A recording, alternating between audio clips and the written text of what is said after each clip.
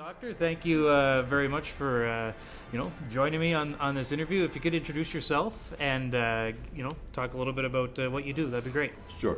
I'm a physician.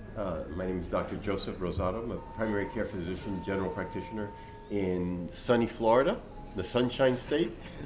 And so I've been there since 2009, and I've been in the medical cannabis field for 4 years, primarily as an advocate initially, from 2014 to 2016, because that's when we were voting for amendments and so forth. And then in 2016 was when we finally had product available, and then I've been recommending cannabis that entire time. Well, so you were essentially one of the earliest health practitioners in Florida. Rumor has it I was the first. Ah. So so what you're saying is there's a couple other guys that are out there maybe trying to compete for that. Everybody wants to be first. Everybody wants first, yeah. But I do know that in February of 2014, I sent an email to the one of the most prominent attorneys in the state of Florida, Wow. John Morgan, and he was the one that was pushing and promoting the decriminalization of cannabis in the state of Florida. And when I started seeing the commercials on TV, I sent him an email and said, I'm a physician, I believe in this as medicine, how do I get involved?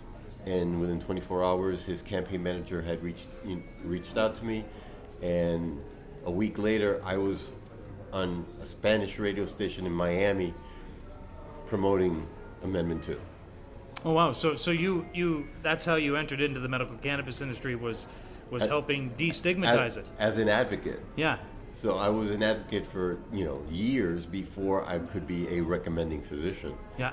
So you had to do your own work to actually get the drug Exactly. to get it approved as Exactly. as something you could use. So what's your background as what's your specialization as a physician? Primary general practice. Yeah. I was doing general family practice. So from the womb to the tomb, pretty much. Yeah, yeah. And what drove your interest in using cannabis as a treatment? Was it personal? Did you see results within patients that you were working with already, or what was that trigger? Really, it was medical school. When I was in medical school taking pharmacology in what's called the Pharmacological Bible, Goodman and Gilman is the pharmacology book. It's like this thick. And in there, they write that cannabis has medicinal value, and there's no physiological addiction. And I thought, there's no way you can get addicted to this. And so I started reading and researching it, and from there on, I started learning more and studying more. And then in 2004, 2005, when they decriminalized it in the state of Arizona, one of my best friends called me and said, hey, let's set up a cannabis practice. Because in Arizona, the law is that for every grow or every dispensary, you have to have a physician, medical director.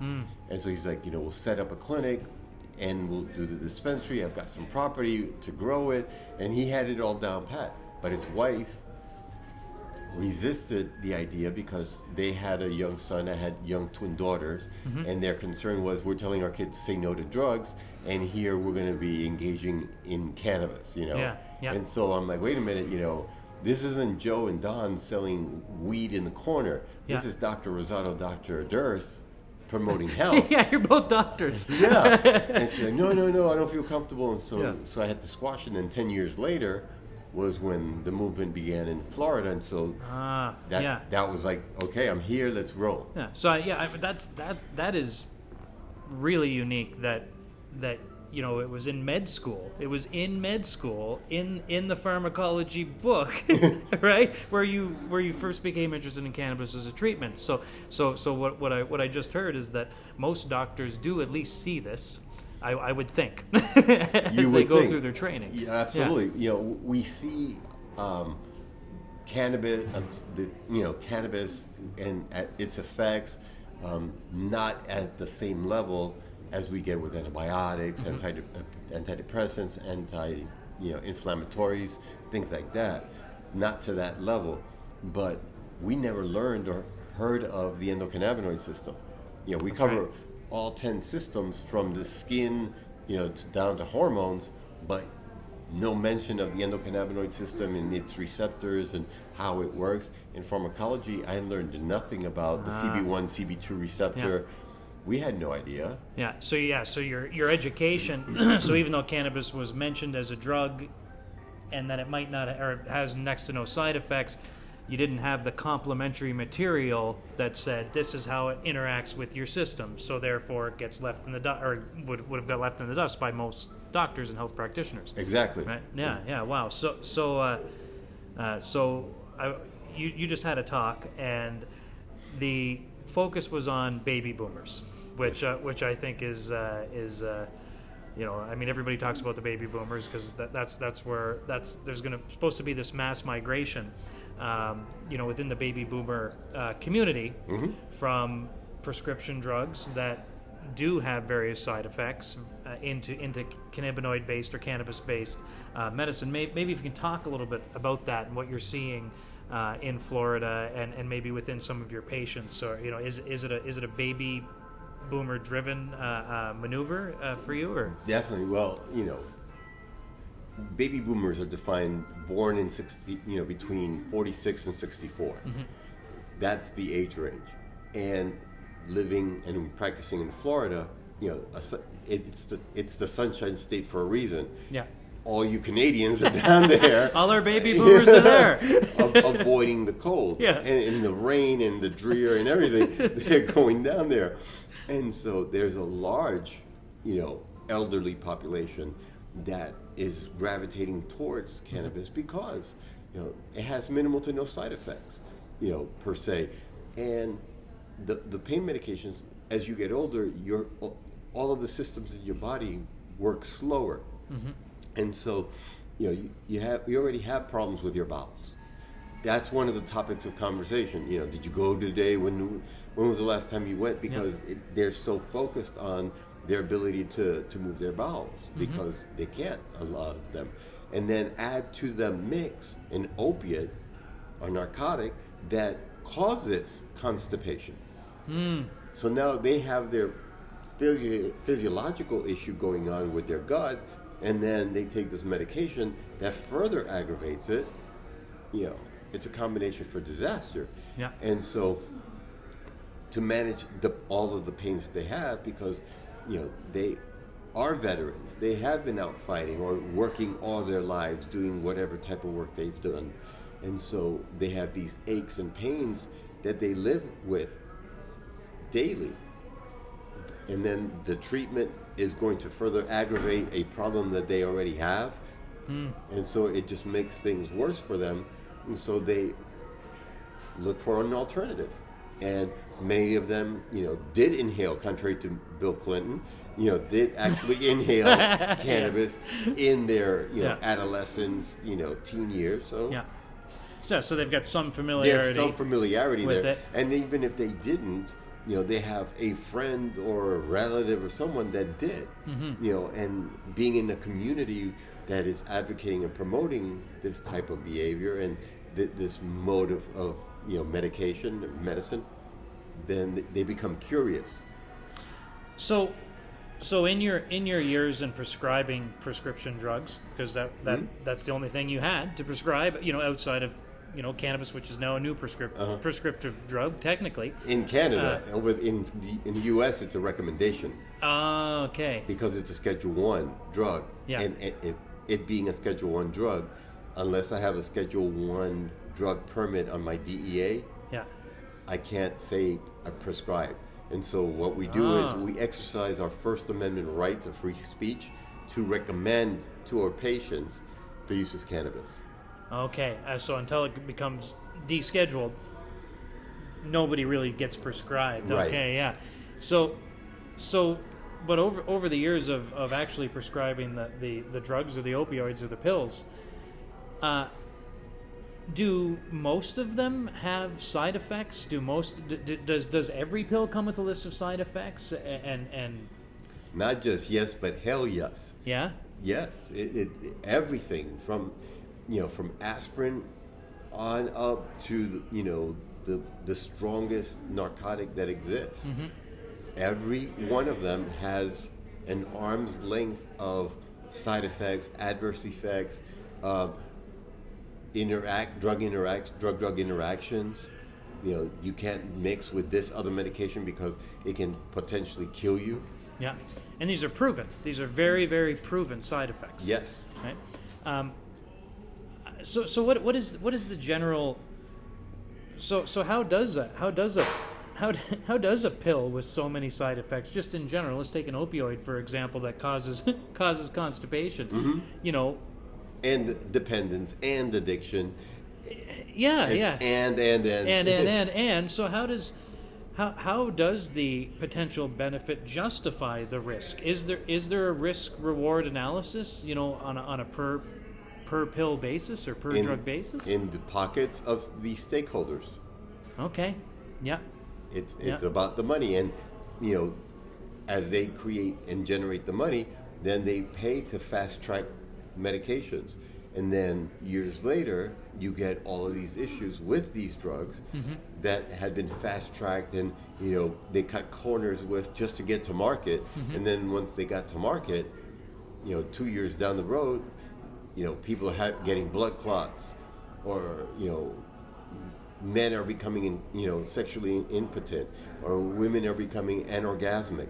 Yeah, because you can't prove that in a short period of time in a lab setting, right? Exactly, because when you do clinical trials, the inclusion and exclusion criteria are so specific that they really, you know, unless it's checking or testing for a specific disease, they really don't want to be too broad, and so their population or the sample group is very narrow and specific. So there's a very narrow sample group of people when you're trying to get a drug to market. And then how long do they take these drugs for? Like, what is that period of time that they get these people to take this specific drug for? Is it a year? Is it 12 months? You know, or is it? It varies, and you know, the goal is to have people take their medication forever. You know, yeah, have a lifetime consumer. That's the best. Repeat business is the best arm of business. yeah. You want that loyalty forever. Yeah. But you know, and that's what these drug companies are after. They're, you know, if I'm getting this right, in general, I mean, you know, aspirin doesn't want you to buy Tylenol, and vice versa. They want their aspirin in your shelf every day of the year.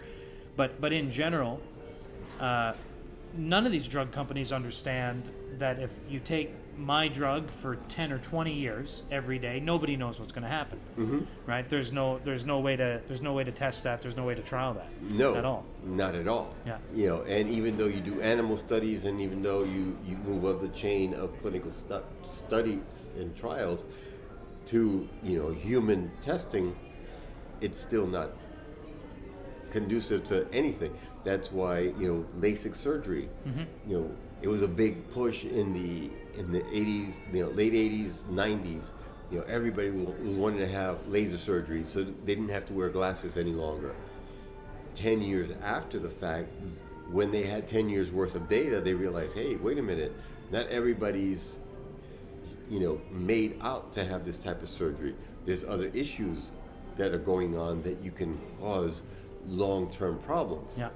And so same thing with any medication. You know how it behaved in a controlled setting, controlled environment, just taking that medication or, you know, something else.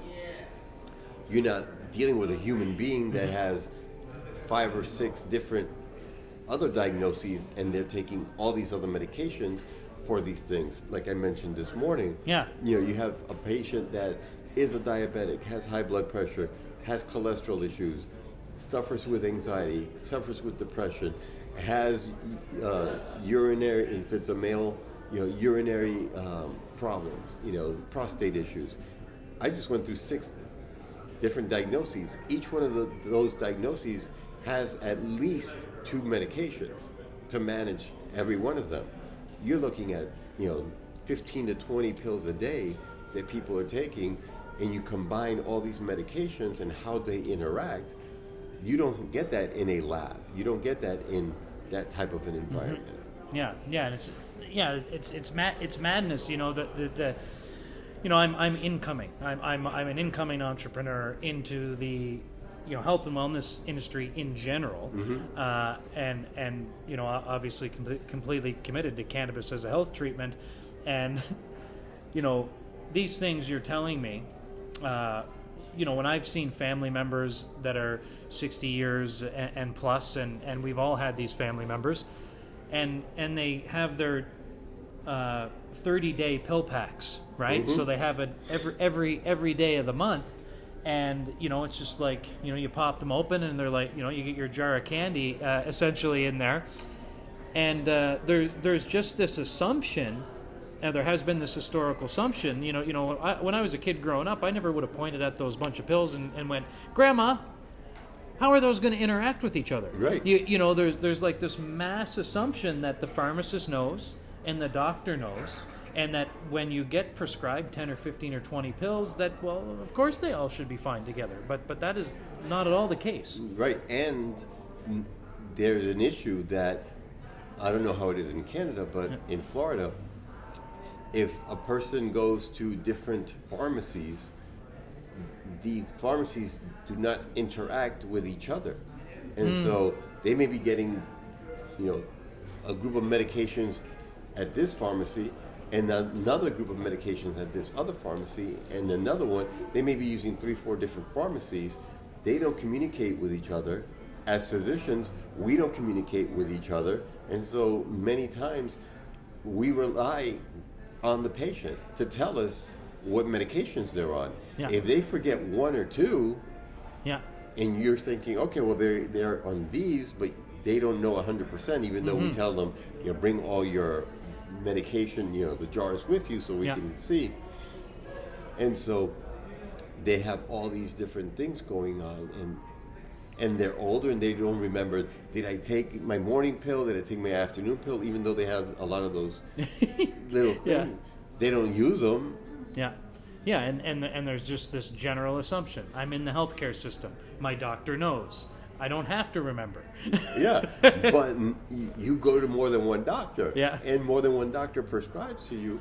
And so how are we going to know what everything that you're on? No, impossible. So is that what, you know, from the sounds of it, is that what draws you to cannabis as a medical treatment? You know, is that one of the key pillars? Is the lack of side effects or the lack of potential harm from the treatment? Well, one of the phrases that I use, I can't, you know, claim it because I read it, but I rather treat 10 conditions with one medication than to treat one condition with 10 medications. And so it keeps it very simple, it keeps it very specific, and it makes it very easy for me to treat and manage patients. So you know the variables. Exactly. Can you take me through a couple examples of patients that you've worked with? You had one really good one that you spoke about during your talk there. I think she was on over 30 or 40 medications. You were saying, Yeah, she was on between 42 and 58 pills a day, and that number varies because she was taking one of the medications, which is for nausea and vomiting. She could take that medication 1 to 2 pills every 2 to 4 hours. So she had the latitude to take that medication every 2 hours if she was experiencing nausea or vomiting. And so after 3 months, we weaned her off of the bulk of those medications down to just 2 medications or 2 pills a day. Wow.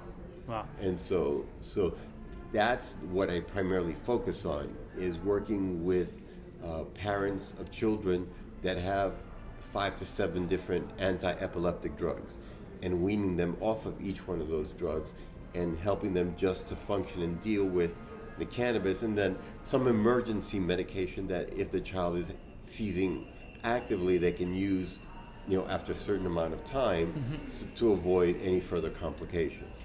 But, you know, so there's a combination of working with the cannabis and the other, but minimizing the amount of drugs that people are on a daily basis is the goal. Okay, so wait. So let me clarify. So you're telling me that cannabis is getting people off of drugs, off of other drugs. It's an exit drug, not It's an exit drug. Okay. not a gateway drug. Another good one I heard is get away drug. Yes. Which is a little bit too close to gateway on paper because Yeah. you kind of read. It's a getaway drug. A getaway drug, and Yeah. that's phenomenal. It must be. I mean, that must be economically beneficial too, would it not? I mean, I know that's not your intent. You're a doctor, but I mean, It to go is from, cannabis. yeah. It is cannabis. As they said yeah, earlier. exactly. So well, even to that family, that would have saved them money, I would think, in the long run. Yes, and not only are they saving money, but they're restoring their health because Yeah. all of the side effects of each one of those medications that people are on, and many times they're taking medication to offset the effects of some of the medication that they're on. Yeah.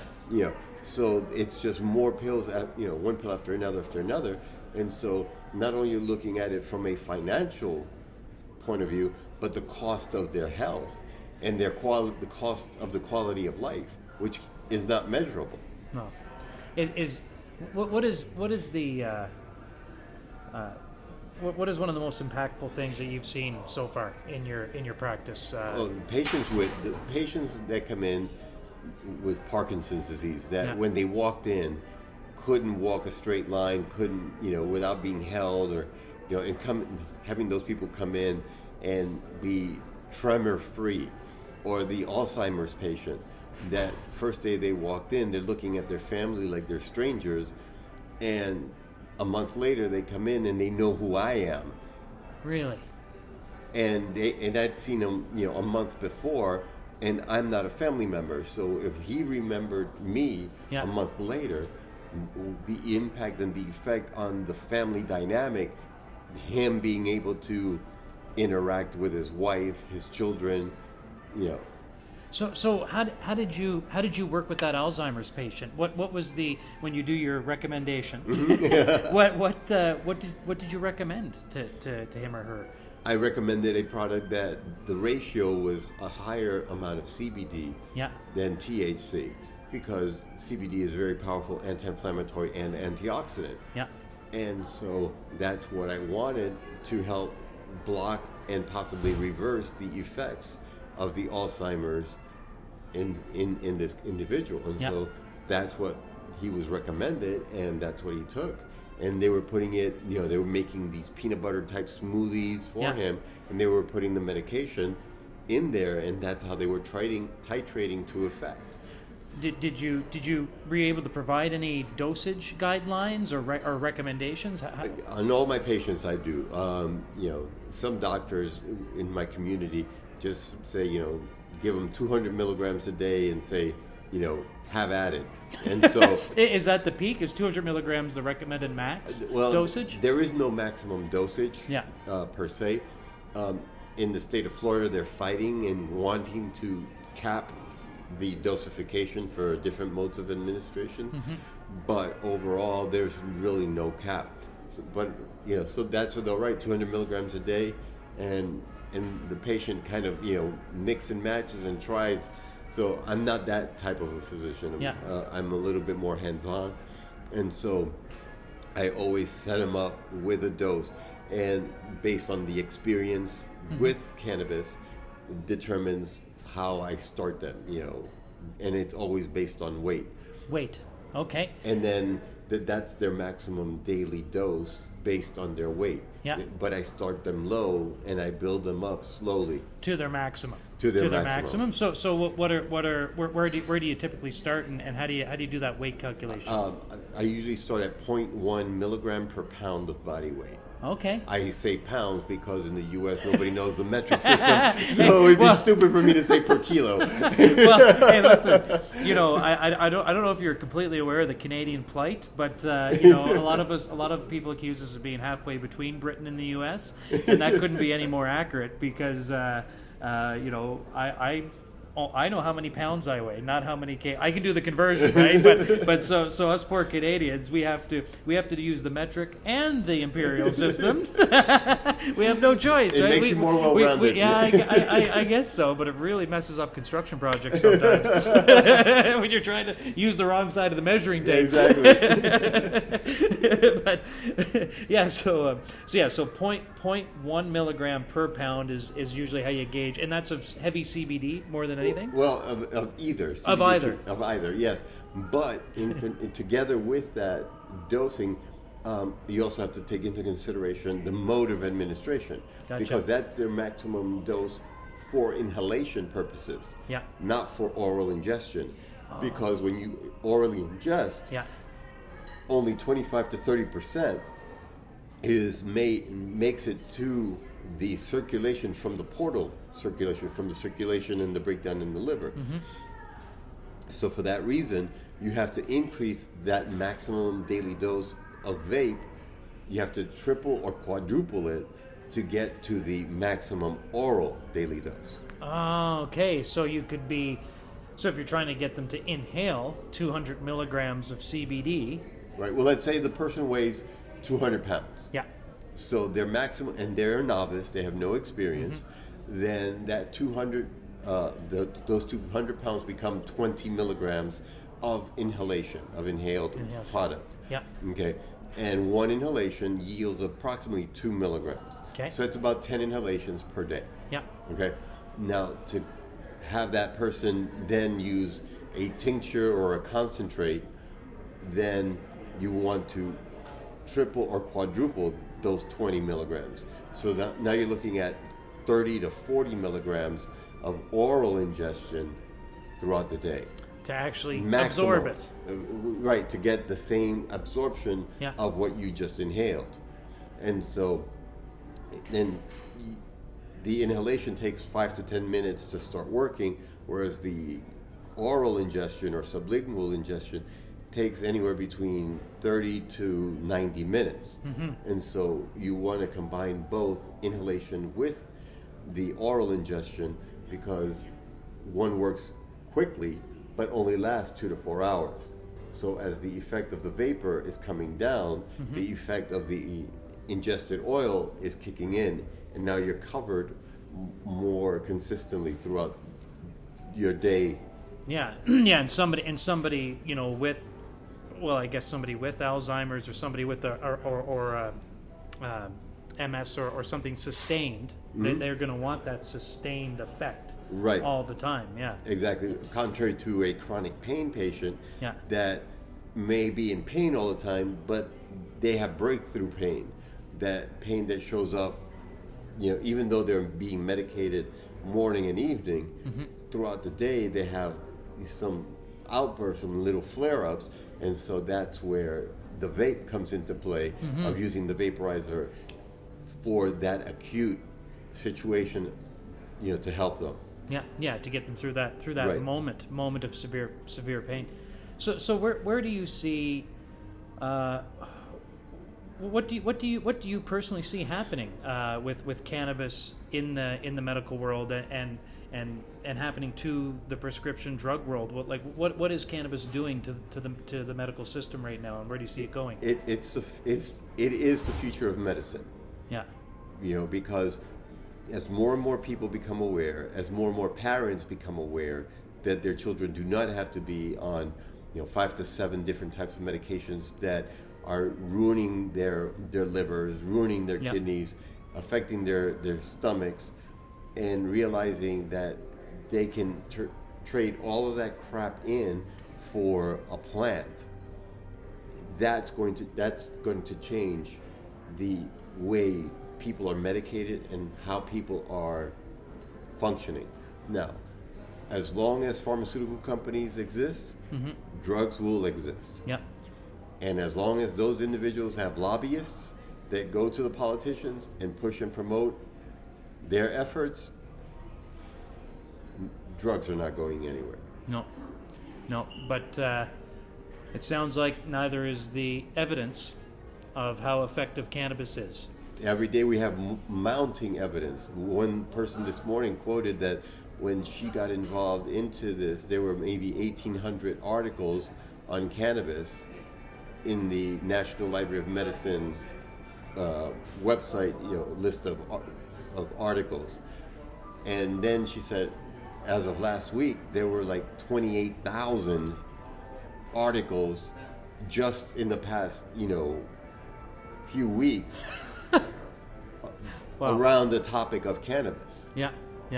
It's that doesn't surprise me because in the short time that I have dedicated my life to this industry, it really does feel and look and seem like a massive snowball effect has started, right? Mm-hmm. And no longer can people use politics to ignore the science of the facts and I'm sure Dr. Raphael Meshulam and the father of medical cannabis, and essentially the science started 40 years ago, but it got ignored or it was more than 40, it was 50, 60 years ago, mm-hmm. and we've just been ignoring it, but it sounds like it's impossible to ignore.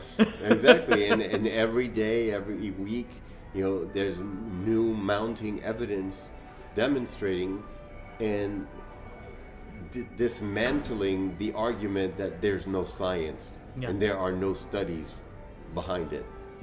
Yeah. So I was actually talking to one of my friends. I'm asking her to. She has rheumatoid arthritis, mm-hmm. and I'm asking her to go and explore and visit one of the cannabis clinics that I work with in Edmonton, in Canada. And she said, well, I talked to my doctor, and my doctor says there's not enough literature on it. But it sounds like there's 28,000 articles that he's not reading. Exactly. But, convince a man against his will, he's of the same opinion still. That's and right. it all boils down to your belief. Yeah. Just like once I saw the body of evidence in medical school, my belief was this helps. Others may have read the same passage and said, it doesn't work. Yeah. There's no there's no body of evidence. There's no body of evidence. If it had value, I would have been taught. Yeah. Instead, we discussed it, but then we spent all this time on all these other medications, and those are the ones that work.